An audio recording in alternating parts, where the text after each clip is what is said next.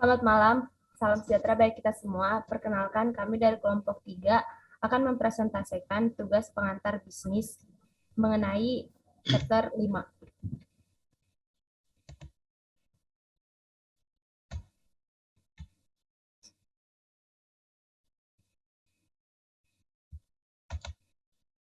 Langsung tes. Kedengeran nggak sih? Kedengeran. Kedengeran ya. Langsung aja ke topik yang pertama, yaitu alasan kenapa orang-orang lebih memilih menjadi wirausahaan daripada bekerja untuk orang lain atau bekerja di karyawan di perusahaan biasa. Penyebabnya itu sebenarnya banyak banget, tergantung orang masing-masing. Menurut SEO 500 ada beberapa alasan umum, seperti keinginan untuk mengendalikan diri sendiri, atau bisa dibilang ingin lebih bebas waktunya, kemandirian finansial, dan ada rasa tertekan untuk bekerja dengan orang lain. Itu ada jenis-jenis wirausahaan, ada yang pengusaha klasik, yaitu pengusaha yang memulai perusahaan berdasarkan ide-ide inovatif. Biasanya pengusaha klasik ini biasa disebut micropreneurship, atau orang-orang yang membuka bisnis dari kecil dan ingin bertahan agar tetap kecil aja gitu, nggak usah dibesar-besarin bisnisnya.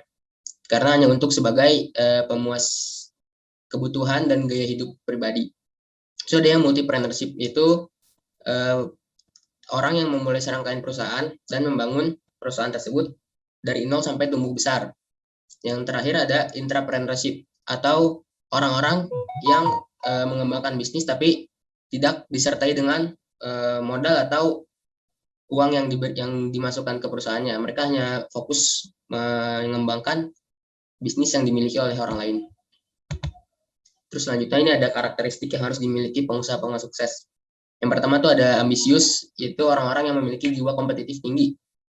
Kemudian ada yang mandiri, yaitu tidak memiliki rasa ketergantungan terhadap orang lain dan lebih memilih menjadi pemimpin daripada dipimpin. Ketiga, memiliki rasa percaya diri atau memiliki rasa percaya akan kemampuan sendiri untuk bisa menghadapi kesulitan yang akan datang. Karena dalam membuka perusahaan atau memulai bisnis itu banyak banget hambatan dan kesulitan yang akan dihadapi. Kemudian ada pengambil resiko. Kenapa banyak pengusaha sukses yang berani mengambil resiko? Karena resiko yang besar pasti memiliki hasil yang besar juga.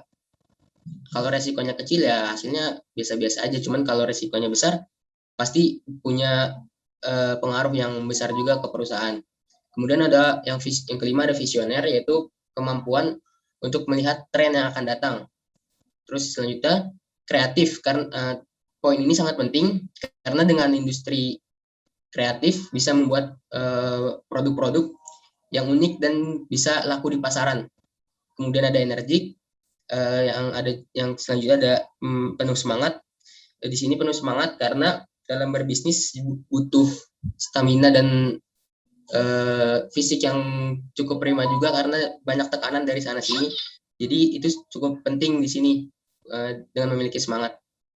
Yang terakhir, berkomitmen. Banyak pengusaha sukses yang bersedia berkomitmen untuk mengorbankan kehidupan pribadi, dana pribadi, waktu pribadi untuk mengembangkan usaha-usaha mereka. Selanjutnya,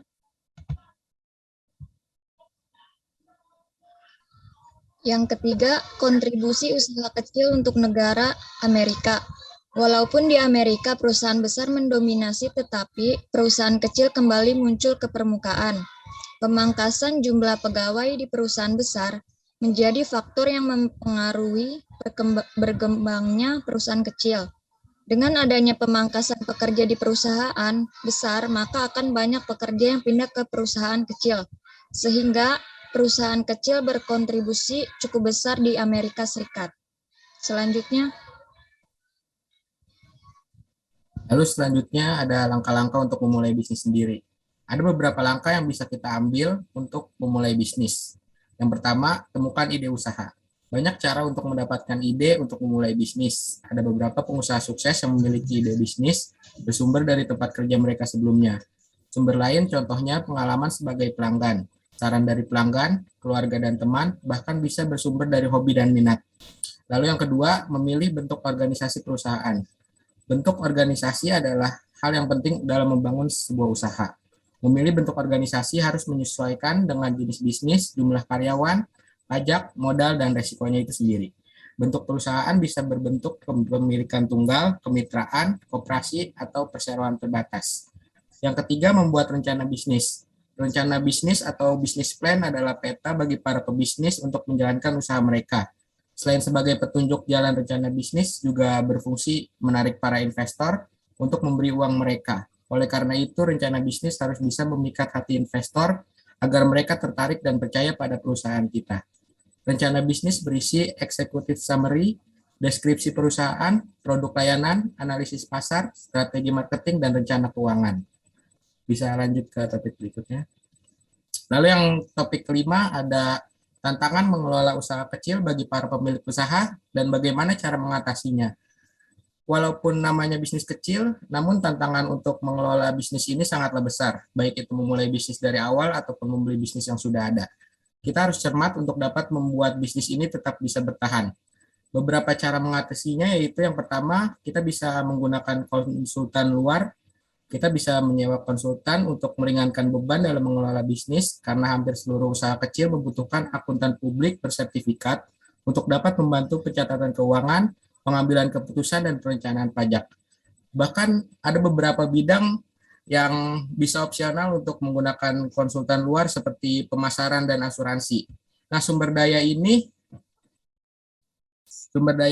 biasanya dipakai oleh para pemilik usaha untuk perencanaan jangka menengah bahkan jangka panjang.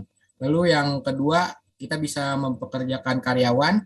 Namun sebelum merekrut karyawan, kita perlu mengidentifikasi semua biaya yang terlibat untuk memastikan bisnis kita bisa menanggungnya.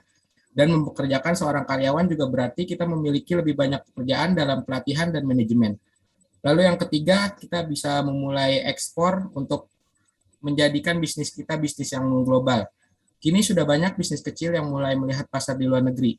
Keputusan para pemilik usaha untuk memulai mengekspor barang dagangan mereka didukung oleh beberapa faktor seperti meningkatnya penjualan dan keuntungan yang lebih tinggi.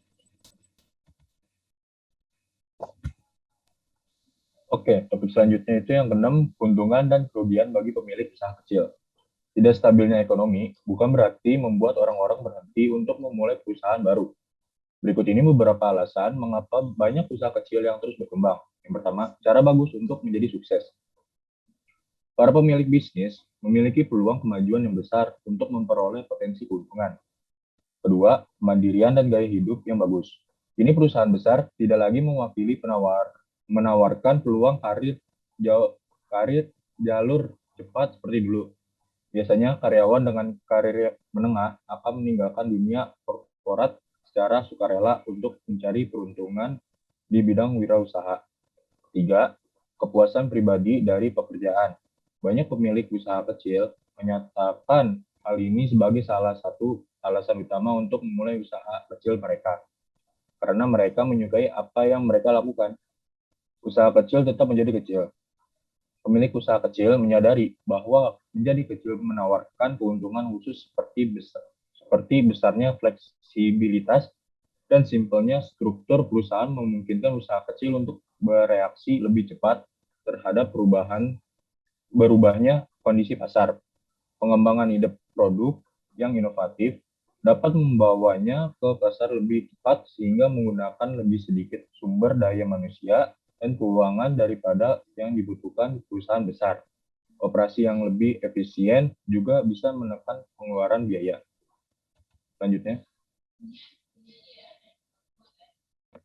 Kemudian topik yang ketujuh ada peran administrasi bisnis kecil membantu usaha. Banyak pemilik usaha yang beralih kepada administrasi bisnis kecil agar mendapat bantuan untuk berbicara atas nama bisnis kecil. Dan melalui jaringan kantor lokal nasionalnya, membantu orang untuk memulai dan mengelola bisnis kecil. Memberi nasihat kepada mereka di bidang keuangan dan manajemen, dan membantu mereka memenangkan kontrak federal. Yang pertama ada program bantuan keuangan, di mana administrasi bisnis kecil menawarkan bantuan keuangan kepada usaha kecil dengan syarat yang wajar melalui saluran pinjaman normal untuk memperoleh pembiayaan. Yang kedua ada program bantuan manajemen. Administrasi bisnis kecil juga bisa menyediakan berbagai saran manajemen, bahkan ada perpustakaan pengembangan bisnis yang memiliki publikasi tentang sebagian besar topik bisnis.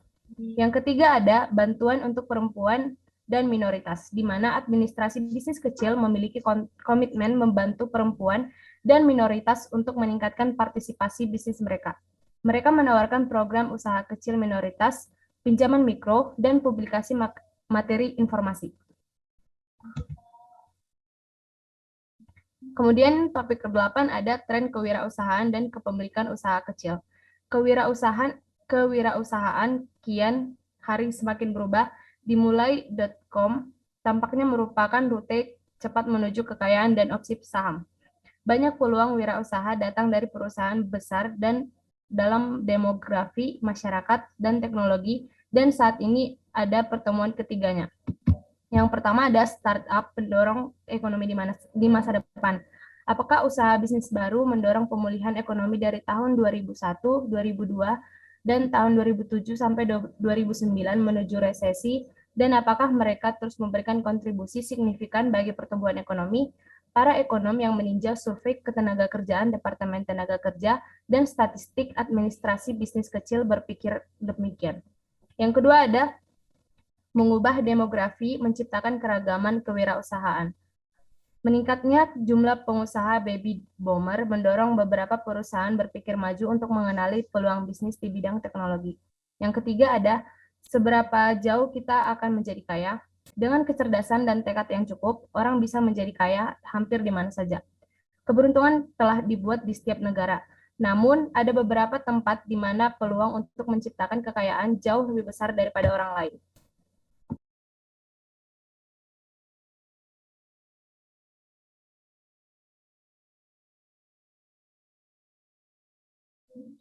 Sekian materi yang bisa kami sampaikan dari kelompok 3 pengantar bisnis.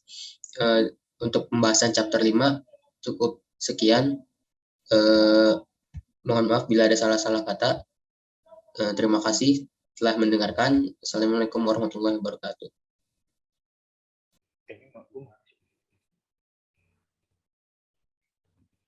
Ya, baik, kami akan melanjutkan presentasi ke chapter 6.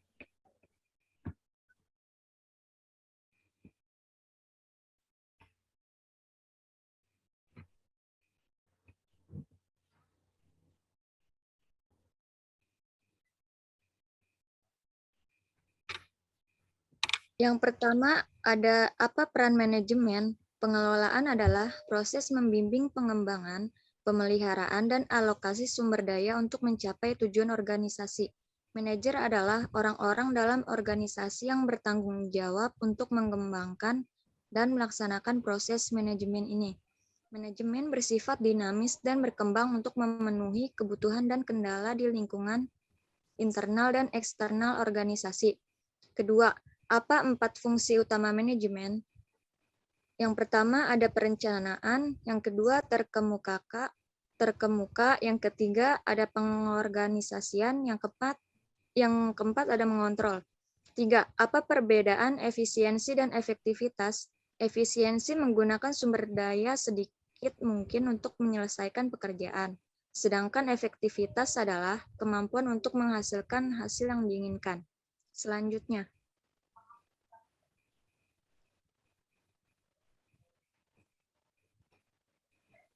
yang kedua, perencanaan yang efektif memerlukan informasi yang luas tentang lingkungan bisnis eksternal di mana perusahaan bersaing, serta lingkungan internalnya. 1. Apa saja 4 jenis perencanaan? Yang pertama, ada perencanaan strategi. Yang kedua, ada perencanaan taktis. Yang ketiga, ada perencanaan operasional. Yang keempat, ada perencanaan kepastian. Selanjutnya.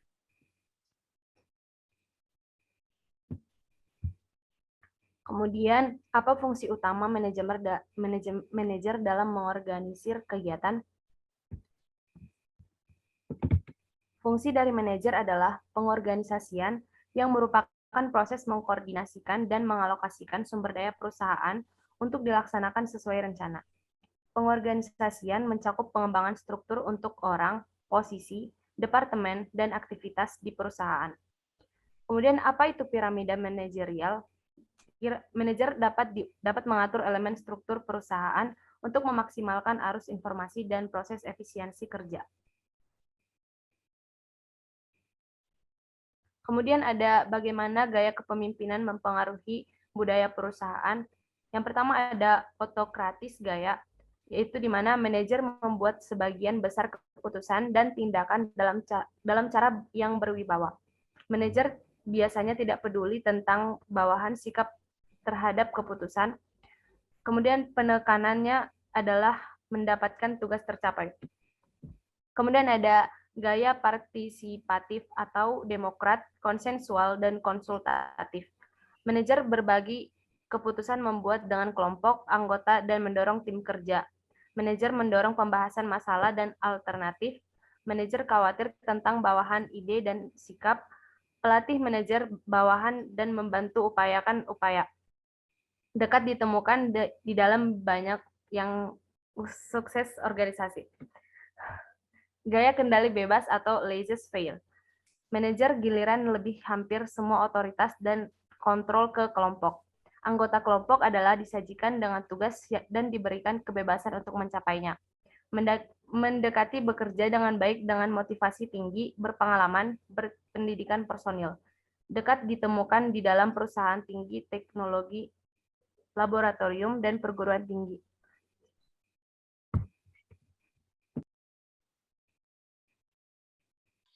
Selanjutnya, bagaimana organisasi mengendalikan kegiatan? Organisasi memang berfungsi sebagai pengendali suatu kegiatan. Berikut ada beberapa caranya. Dengan pertama, set performance standard and goals, menetapkan standar dan sasaran kerja. Dengan menetapkan standar, akan jelas apa tujuan dari sebuah kegiatan di organisasi.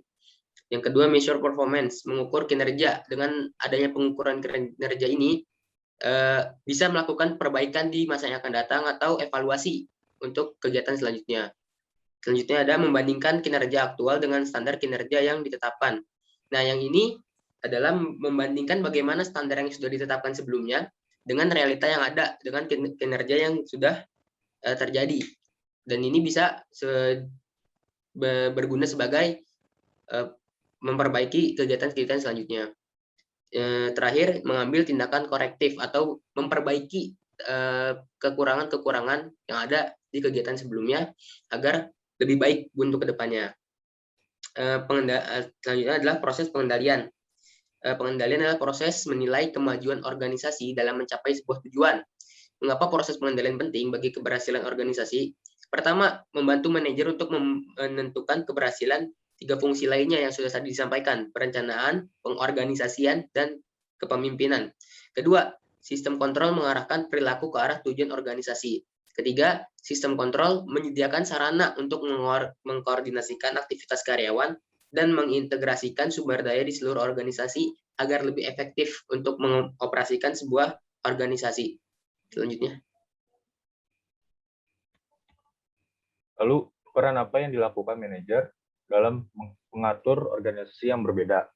Peran adalah perangkat harapan yang diharapkan atau kegiatan yang diharapkan seorang melakukan. Peran manajer terbagi dalam 3 kategori dasar, yaitu peran informasional, peran interpersonal, dan peran keputusan. Dalam sebuah peran informasi, manajer dapat bertindak sebagai pengumpul informasi, distributor informasi, atau juru bicara perusahaan. Seorang manajer peran antar pribadi berdasarkan berbagai interaksi dengan orang lain tergantung pada situasinya. Seorang manajer mungkin perlu bertindak sebagai tokoh utama, pemimpin perusahaan, atau penghubung. Saat berakting di peran keputusan, seorang manajer mungkin harus dipikir seperti seorang pengusaha, membuat keputusan tentang alokasi sumber daya, membantu menyelesaikan konflik, atau menegosiasikan kompromi. Dan apa 3 jenis peran manajerial?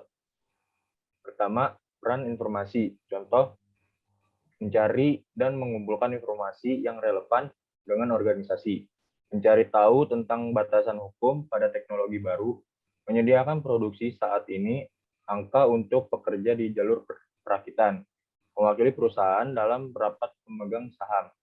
Peran interpersonal, contoh, memotong pita pada upacara peresmian gedung baru, membantu bawahan untuk menetapkan sasaran kinerja bulanan, dan peran keputusan. Contoh, perkenankan proses produksi baru menggunakan teknologi baru, menangani situasi krisis seperti kebakaran.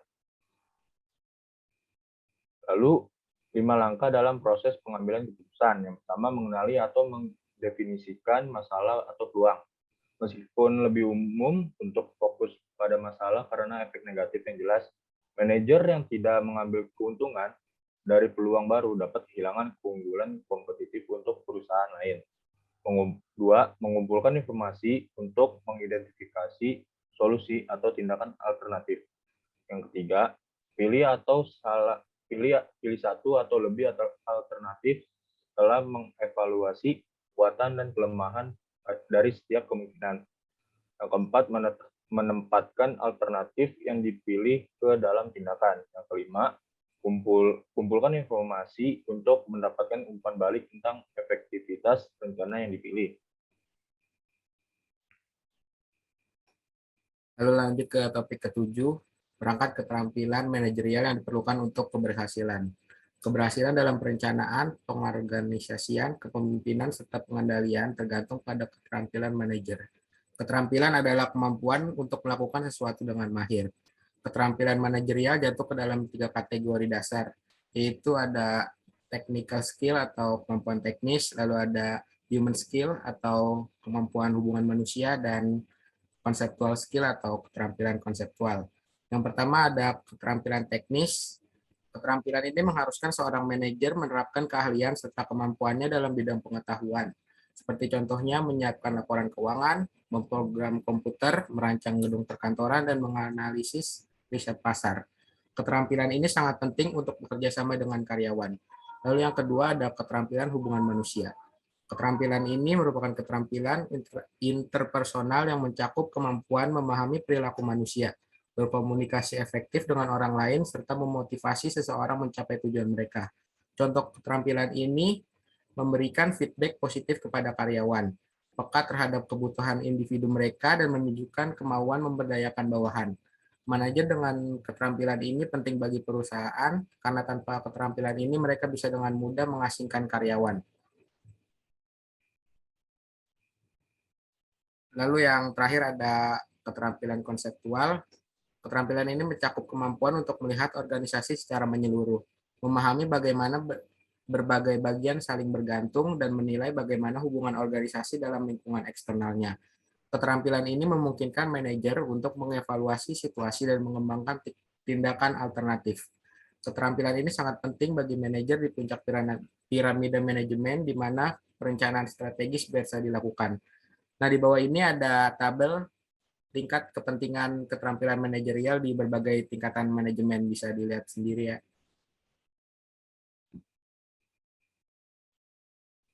Selanjutnya ada tren yang akan mempengaruhi manajemen. Yang pertama ada manajemen krisis. Sebuah krisis pasti akan menghadapi seluruh organisasi dimanapun. Tinggal bagaimana organisasi tersebut untuk mengantisipasinya. Namun terkadang banyak juga krisis yang sulit untuk dihadapi, bahkan oleh sebuah organisasi yang sudah mengelola manajemen krisis dengan baik. Dapat disimpulkan jadi sebenarnya krisis adalah sebuah masalah yang tidak dapat ditangani 100%.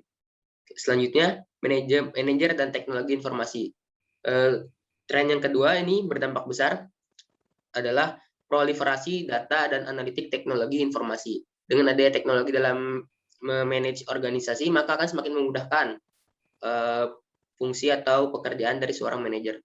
Contoh teknologi adalah dashboard. Dengan adanya dashboard, para manajer akan mudah menggunakan aplikasi sesuai apa yang mereka butuhkan. Selanjutnya, mengelola budaya multinasional. Yang dimaksud di sini adalah bagaimana caranya seorang manajer untuk bisa mengelola budaya antar negara atau lintas negara. Karena tidak jarang sebuah perusahaan mengembangkan bisnisnya sampai ke luar negeri. Dan itu mengharuskan seorang manajer di perusahaan tersebut untuk terampil dalam mempelajari budaya negara yang akan menjadi target pasar selanjutnya.